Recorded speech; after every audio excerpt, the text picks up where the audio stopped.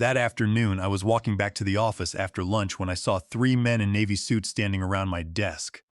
The glass walls of our suite reflected the cold light from my computer screen, which was still turned on, and a few printed spreadsheets were scattered across the carpet. One of the men, wearing thin blue gloves, was checking my second drawer. Another was taking high-resolution photographs of the terminal display. The third man, who appeared to be the leader, was flipping through the pages of my notepad. I stopped right at the doorway, holding my half-empty cup of coffee. They did not even notice my presence until I cleared my throat and asked what was going on. The oldest man turned around slowly. His face was stern, his eyes narrow, but his tone was not aggressive. He introduced himself as Charles Vance and explained they were from internal audit, conducting what he described as a routine compliance review. I asked why I had not received any notice or email about this inspection. He looked down at the clipboards in his hand and said it was a special request from management. When I asked him who exactly had requested this, he hesitated, then read the name off the form. Olivia Finch. Hearing that name was like feeling a cold drop of water hit my collar. Olivia's desk was located just 5 rows away from mine. I turned my head to look through the clear partition and saw her standing near the coffee station. She was pretending to read something on her phone while chatting with a coworker, but her eyes kept shifting back in my direction. When she saw me looking, she did not look away. She simply pressed her lips together into a thin line, the kind of smile people use when they think they have successfully set a trap. I took a deep, slow breath, walked into the room, set my coffee cup down, and told the auditing team they could proceed. I promised to cooperate with whatever they needed. I sat in a chair across from my desk and watched them work. The clicking of the camera, the sound of the drawers sliding open, the quiet rustle of papers, everything felt unusually loud in the quiet room. In my head, the events of the past few days began to align. On Monday, Olivia had raised questions about my data access protocols during our team meeting.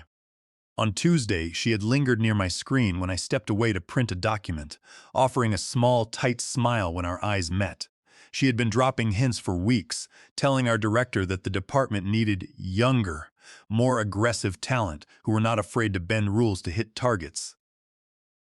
One of the auditors asked for my login credentials. He wanted to browse the local directories and run an audit scan. I entered my password and stood back, giving him full access. As he scrolled through the folders, I saw Olivia's reflection in the glass wall. She was walking slowly down the hallway, her eyes glued to my monitor. I did not turn around. I simply met her gaze in the reflection.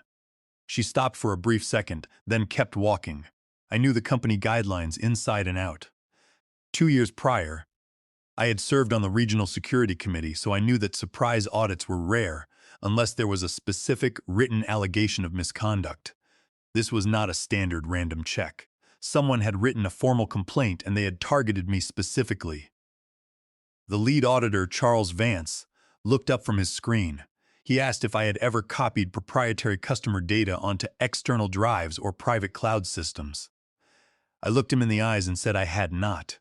I explained that every file transaction I performed was automatically logged by the main server. He nodded, wrote a few words in his notebook, and then motioned for his team to continue. The room fell into a heavy silence, broken only by the ticking of the wall clock. I did not know exactly what Olivia was looking for, but I had a strong feeling it was not a typical technical violation. She wanted to find a reason to push me out, to make me look like a security risk. When they finally started packing up their equipment, Charles Vance told me they would return later that afternoon to complete the process. I thanked them and watched them leave the room. I walked out to the break area to rinse my coffee cup. Olivia was still there, leaning against the counter. She looked up, trying to sound friendly, and said she had heard they were reviewing my system files and hoped it was nothing serious. I looked at her, kept my voice calm, and said I hoped so too. Then I walked back to my desk, leaving her alone in the quiet hallway. Outside, the rain was falling steadily against the office windows, creating long, dark lines on the glass. I sat down at my desk and looked at my keyboard. It looked exactly as I had left it, but the space felt different now. Once someone invades your workspace, the quiet sense of security you built is gone. I opened my browser and began to look through my recent files, preparing myself for whatever she was going to try next. I knew this was just the beginning of a much larger battle, and I had no intention of backing down. I first met Olivia Finch 2 years ago during a welcoming lunch for new department members. She had arrived at Data Sage with a strong reputation, having spent several years at a major technology firm on the West Coast. When she walked into our conference room, she carried herself with a certain polished energy. She had a clear, loud voice, a quick smile, and a way of speaking that commanded attention. She went around the room shaking hands, memorizing names instantly, and when she got to my desk, she paused. She told me she had read my paper on predictive user models and found it impressive. I had thanked her, thinking it was just a polite gesture from a new colleague. In the beginning, Olivia seemed like a highly motivated team member. She would stop by my cubicle to ask about my daily workflow, look over a piece of code I was writing, or ask how I resolved a specific client database issue. She told me she wanted to learn from the most experienced person in the office. I did not mind helping a new colleague. I thought it was good that someone was showing genuine interest in the technical side of the work. But within a few months, I noticed that the solutions I had shared with her during our casual chats began showing up in management meetings. She presented them not as collaborative work, but as her own ideas. The realization hit me during our annual planning session. A system architecture plan that my team had spent 3 months designing and testing was presented by Olivia. She had copied the diagrams, changed the colors, and placed her name on the cover. When our director praised the depth of the plan, Olivia smiled and accepted the compliments, never mentioning the people who had actually done the work. I kept my seat and said nothing. In corporate environments, making a scene over credit often backfires, making the victim look defensive. After that, Olivia's behavior became more aggressive. She started attending project meetings she was not assigned to, claiming she wanted to stay aligned. She would send long emails to our director, copying me, offering suggestions on my projects. Most of her suggestions were trivial, but they required me to write detailed technical justifications, which wasted hours of my time. She would laugh and say she just wanted to ensure our systems were robust. I stayed calm and answered every email with dry, factual data. Then she was assigned as a support member on the major database security upgrade I was leading. In team meetings, she asked detailed questions about our data access rules, how we handled log storage, and who had permission to modify security scripts. She was writing everything down in a notebook. I noticed she was not just taking notes to learn, she was documenting our processes to find gaps. A few colleagues told me she was asking them questions about how I handled sensitive files and if I ever took work home. One evening, after most people had left, I went back to the office to retrieve my car keys. I noticed Olivia's computer screen was active. A spreadsheet was open, titled with my name and the words Performance Audit. It was a log of my office hours, the times I logged into the server, and the number of code commits I made daily. She had been tracking me for months, trying to find some small pattern of neglect or unauthorized system access. I knew my legal rights under federal law. I had developed my personal automation scripts entirely on my own laptop, during my weekends and off the company premises. Under the copyright law of the United States, specifically 17 U.S.C., Section 106, I held the exclusive rights to my work. If she tried to copy my proprietary scripts or claim them as company property, she would be committing copyright infringement. I was careful to keep all my personal development work separate from the company's server. I had written the code in my own home, using my own software licenses, ensuring that the company had no claim of ownership over it. That was when the idea of the kindness log came to me. If Olivia wanted to collect negative data to build a case against me, I would build a system that recorded something else entirely.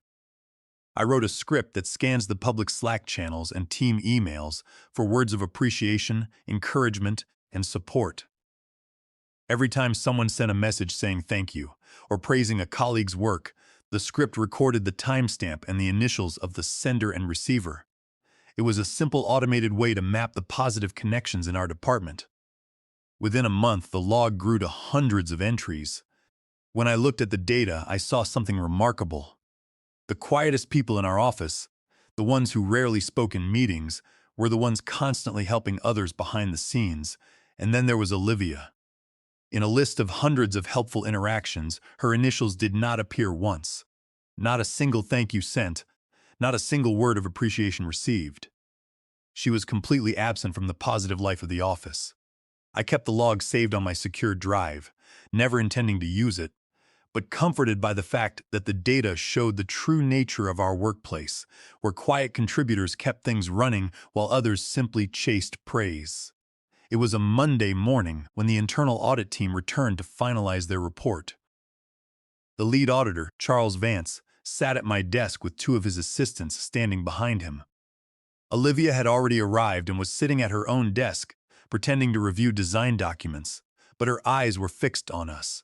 She had a look of quiet anticipation, convinced that this check would reveal some fatal security breach that would end my career at DataSage. Charles Vance called me over.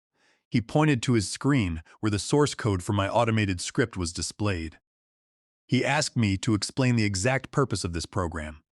I pulled up the script documentation, showing them that it was a simple script running on a public API that read messages containing standard keywords like thanks, appreciate, and great job. I explained that it did not read private messages or personal details. It was designed purely to measure patterns of positive collaboration within the office. The auditors began to scroll through the generated data log. The file contained hundreds of entries. As they scanned the columns, they noticed that the script tracked the frequency of appreciation. They spent several minutes examining the distribution of names. Most employees had dozens of entries. Peter Higgins from accounting had a high count because of how often he assisted people with expense reports. Sophia Reynolds from Human Resources was also frequently mentioned for her helpfulness during the onboarding process. One of the auditors pointed to a specific column on the summary sheet. He asked me why there was a name at the bottom of the list with a count of 0. The name was Olivia Finch. Over the span of 18 months, she had not sent a single message of appreciation to anyone, nor had she received a single thank you. The room became very quiet. Charles Vance looked from the screen to Olivia, who was watching us through the glass partition.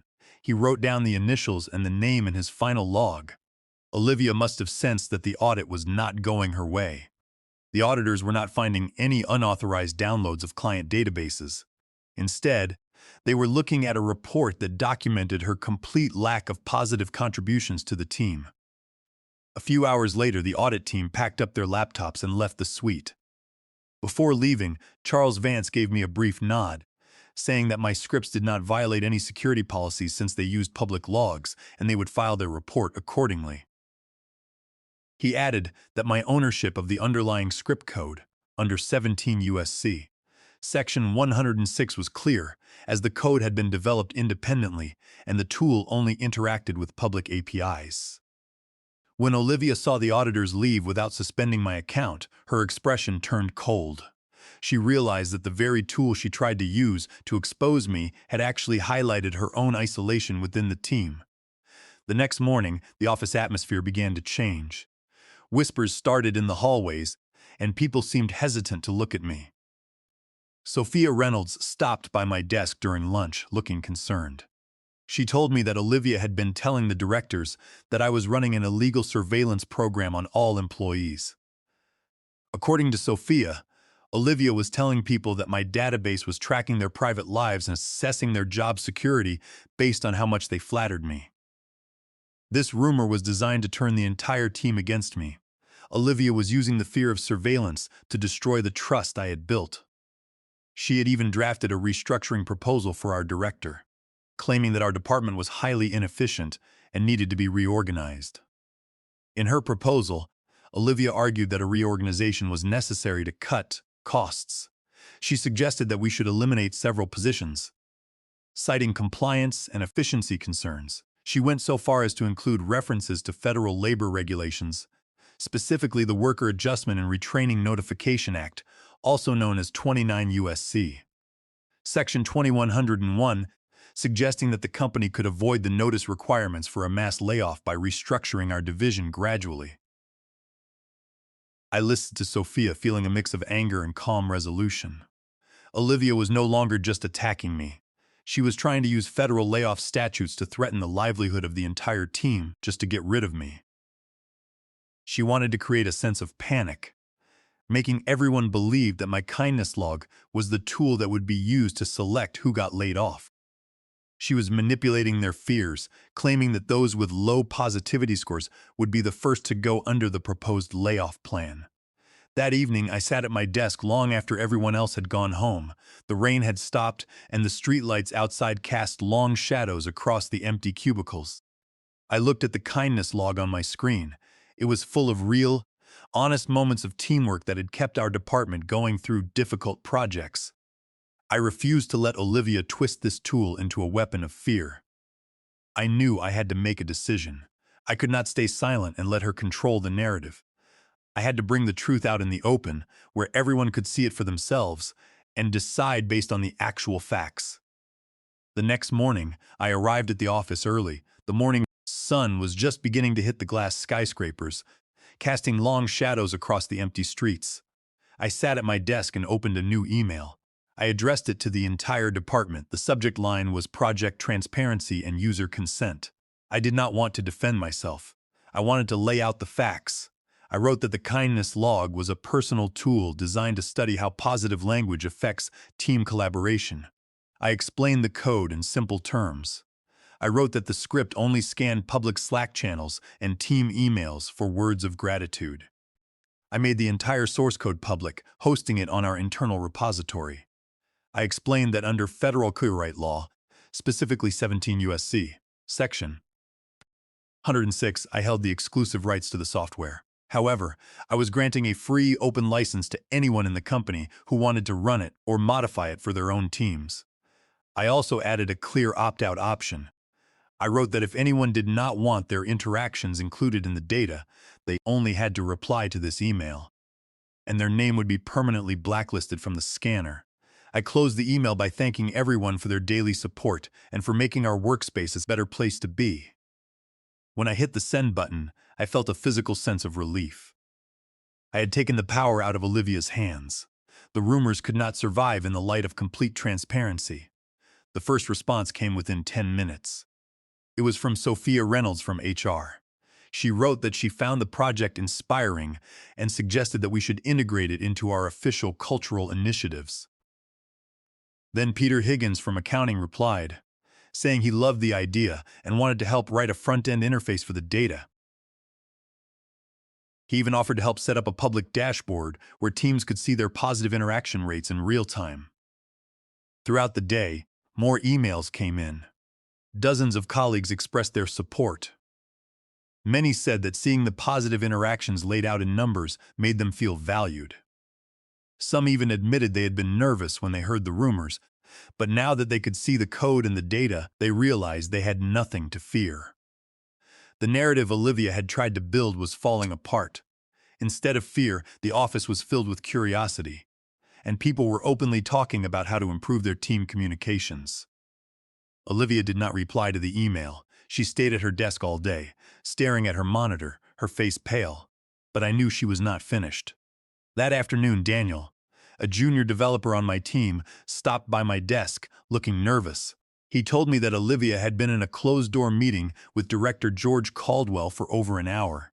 She was presenting a formal document that claimed my kindness log was a direct violation of our employment contracts and company data policies.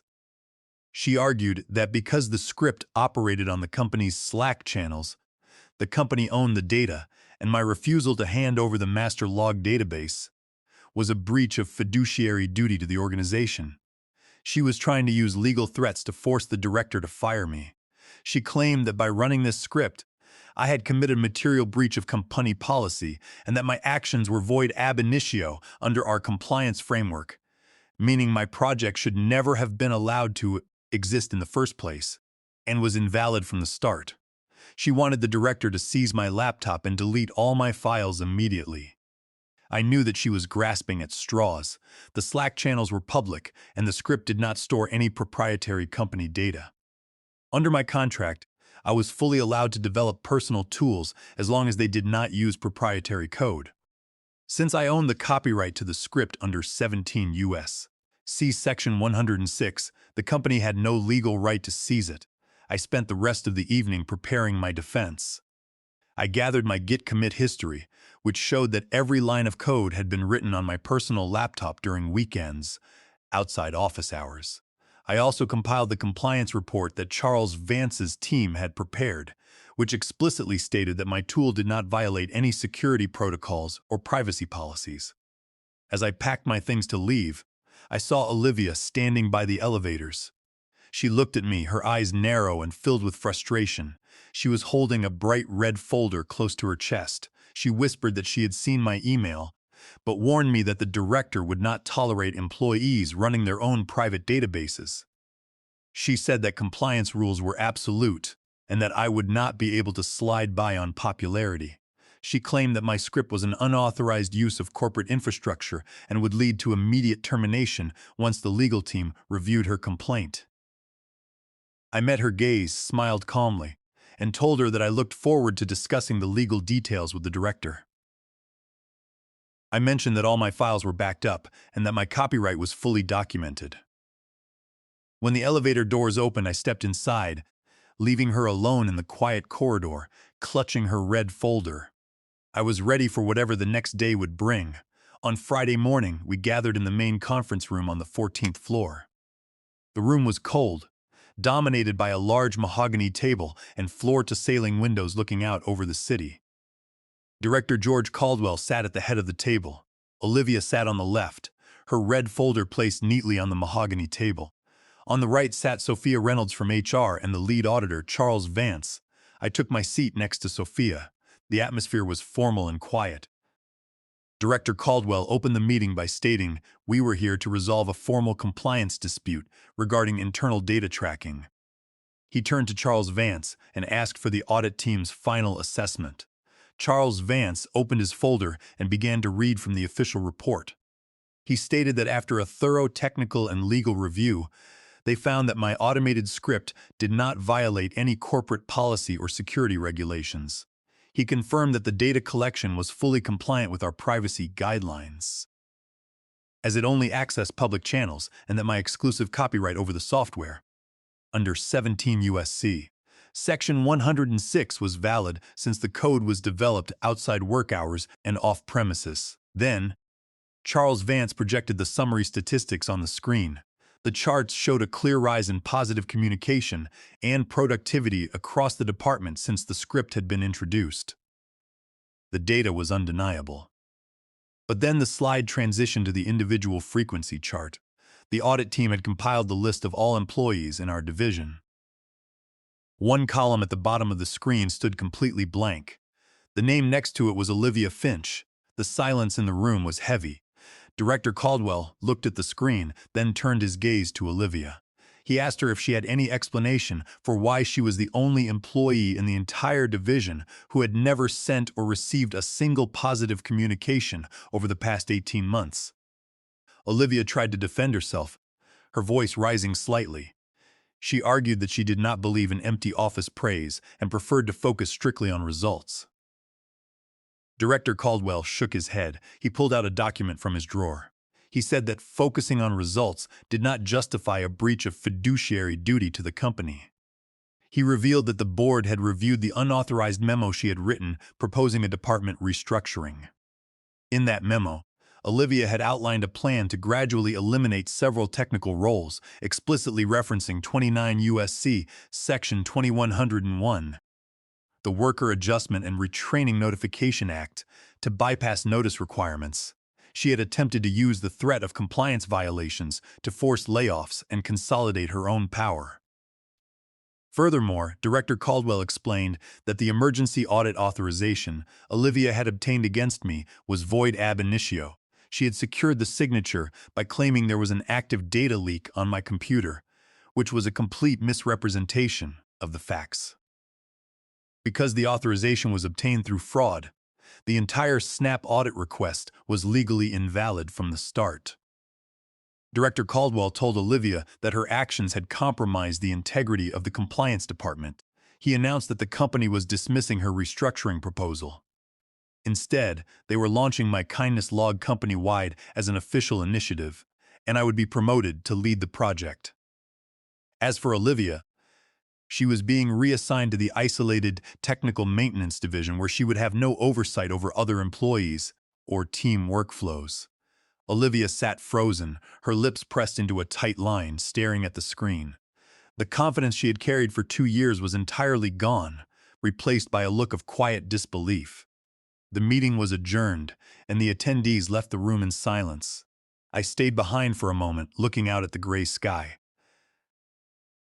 By the following Monday, the changes were implemented, my promotion was announced, and the new program, which we named Human Metrics, was rolled out across all offices. The response was immediate. People started sharing resources more freely, and the general tone of the company became lighter and more supportive. Late that evening, as I was packing up my things to go home, I received a notification on my computer. It was a brief email from Olivia's new address in the technical division. The message contained no greeting, just a single paragraph. She wrote that she had spent the last 2 days looking over the final project report. She admitted that she had been wrong about the database and that the numbers did not lie. She finished the email with a simple sentence, thanking me for showing her who she really was in the data. I did not write back immediately. I sat there in the quiet office, watching the rain start to fall again outside the glass window. I realized that the kindness log had not just exposed Olivia. It had changed me as well. I had spent years focusing strictly on writing code and following rules, ignoring the human connections around me. In defending my work, I had learned to value my colleagues. On my way out, I stopped at the building exit and looked up at the Seattle sky. The dark clouds were beginning to break, letting the faint evening light reflect off the wet streets. I took a deep breath of the cool air, feeling a profound sense of peace. I had not sought revenge, but the truth had found its own way to speak, and sometimes a quiet record of decency is the most powerful response of all.